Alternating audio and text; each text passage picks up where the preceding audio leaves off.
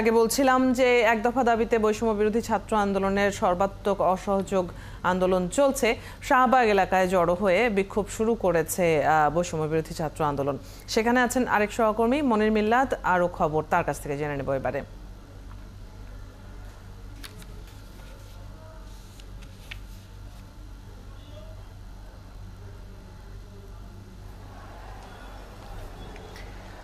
মনির, একটু জেনে নিতে চাই শাহবাগের আজকের পরিস্থিতি কেমন দেখছেন? এক দফা দাবিতে তাদের এই অসহযোগ আন্দোলনের সবশেষ কি খবর আছে সেখান থেকে?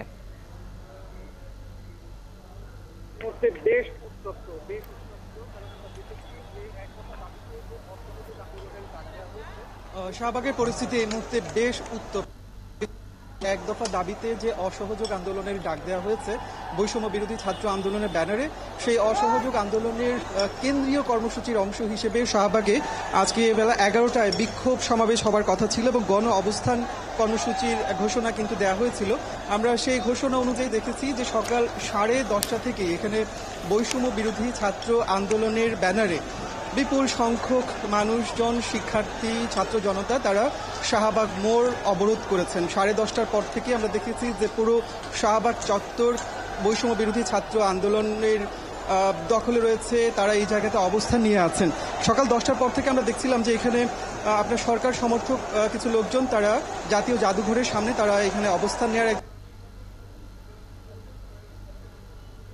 আসার পর এখানে সরকার সমর্থক যারা ছিলেন তারা শাহবাগ এলাকা থেকে পাশে একটি পিজি হাসপাতাল রয়েছে, বঙ্গবন্ধু শেখ মুজিব মেডিকেল বিশ্ববিদ্যালয় হাসপাতাল, তার ভেতরে অবস্থান নেন এবং যখন তারা ভেতরে অবস্থান করছিলেন বাইরে তারা শাহবাগ এলাকা থেকে পাশের যে পিজি হাসপাতাল রয়েছে বঙ্গবন্ধু শেখ মুজিব মেডিকেল বিশ্ববিদ্যালয় হাসপাতাল, তার ভেতরে অবস্থান নেন এবং যখন তারা ভেতরে অবস্থান করছিলেন বাইরে এখানে বৈষম্য বিরোধী ছাত্র আন্দোলনের কর্মী সমর্থকরা, তখন এই একেবারে মুখোমুখি একটা পরিস্থিতি। সেই সময়টাতে আমরা দেখছিলাম যে এখানে আপনার ইট পাটকেল ছোড়াছড়িও কিন্তু হয়েছে এবং আপনার সাথে যখন আমরা কথা বলছি তখন দেখছি যে বঙ্গবন্ধু শেখ মুজিব মেডিকেল বিশ্ববিদ্যালয়ের ভেতরে সেখান থেকে ধোঁয়া বের হচ্ছে এবং আমরা যতদূর জেনেছি যে সেই হাসপাতালের ভেতরে থাকা যে আপনার স্টাফ বাস যেগুলো রয়েছে সেই সমস্ত কয়েকটি গাড়িতে আগুন দেওয়া হয়েছে।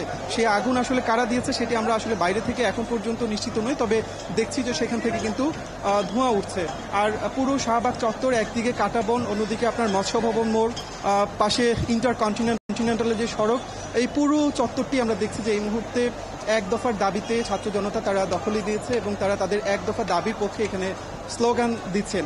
আমরা এর আগে আসলে এই কর্মসূচিগুলোকে ঘিরে দেখছিলাম যে আইনশৃঙ্খলা রক্ষাকারী বাহিনীর এক ধরনের তৎপরতা, কিন্তু আজকের দিনে এখন পর্যন্ত পুলিশের কোনো প্রতিক্রিয়া আমরা এই জায়গাতে দেখিনি। পাশেই শাহবাগ থানা, আপনার সেই শাহবাগ থানার সামনে পুলিশ অবস্থান নিয়ে আছে এবং ঢাকা বিশ্ববিদ্যালয়ের যে শাহবাগ দিয়ে ঢোকার যে পথ, সেই পথেও আমরা দেখছি যে পুলিশ অবস্থান নিয়েছে, কিন্তু এখন পর্যন্ত আন্দোলনকারীদের এখান থেকে সরিয়ে দেয়া কিংবা আপনার কোনো ধরনের প্রতিক্রিয়া কিন্তু এখন পর্যন্ত পুলিশ দেখায়নি, যে কারণে একেবারেই নিজেদের মতো করে শাহবাগের যে পুরো চত্বর রয়েছে সেই জায়গাতে অবস্থান নিয়ে দফায় দফায় এই জায়গাতে বিক্ষোভ করছেন বৈষম্য বিরোধী ছাত্র আন্দোলনের ছাত্র জনতা। এখানে শুধুমাত্র শিক্ষক শিক্ষার্থী নয়, আমরা দেখছি যে অনেক সাধারণ মানুষজন, রিক্সাওয়ালা, তারাও কিন্তু আসলে এই আন্দোলনের সাথে সংহতি জানিয়ে তারা এই জায়গাতে অবস্থান নিয়ে আছেন এবং সরকার পদত্যাগের যে এক দফা গতকাল কেন্দ্রীয় শহীদ মিনার থেকে ঘোষণা করা হয়েছে সেই এক দফা দাবির পক্ষে তারা এই জায়গাতে স্লোগান দিচ্ছেন। আর আরেকটি ব্যাপার একটু জানিয়ে রাখি যে এখানে আপনার কেন্দ্রীয় কর্মসূচি গতকাল সমন্বয়কদের পক্ষ থেকে জানানো হয়েছিল যে এখানে কেন্দ্রীয়ভাবে একটি বিক্ষোভ সমাবেশ হবে। এর পাশাপাশি রাজধানীর পাড়া মহল্লায় বিভিন্ন পয়েন্ট যেগুলো রয়েছে গুরুত্বপূর্ণ পয়েন্ট, সেই সমস্ত জায়গাতেও যেন ছাত্র জনতা অবস্থান নেয় এবং অসহযোগ আন্দোলনের পক্ষে এক দফা দাবি আদায়ে সবাই যেন পথে নেমে আসে, সেই দাবি কিন্তু সেই আহ্বান কিন্তু গতকাল তারা করেছিলেন। আমরা এখন পর্যন্ত আসলে যতটুকু খবর পেয়েছি শুধুমাত্র আবার স্লোগান দিচ্ছেন। আমরা বেশ কয়েকজনের সাথে আসলে এখন পর্যন্ত কথা বলবার সুযোগ পেয়েছি। আসলে তারা যেটি চেষ্টা করে বলছেন যে কোটা আন্দোলন এবং শিক্ষার্থীদের একটি শান্তিপূর্ণ আন্দোলনকে যেভাবে দমন পীড়ন মনির, আমরা নিশ্চয়ই ফিরবো আপনার কাছে। শাহবাগ থেকে সহকর্মী মনির মিল্লাত আমাদের সাথে যুক্ত ছিল।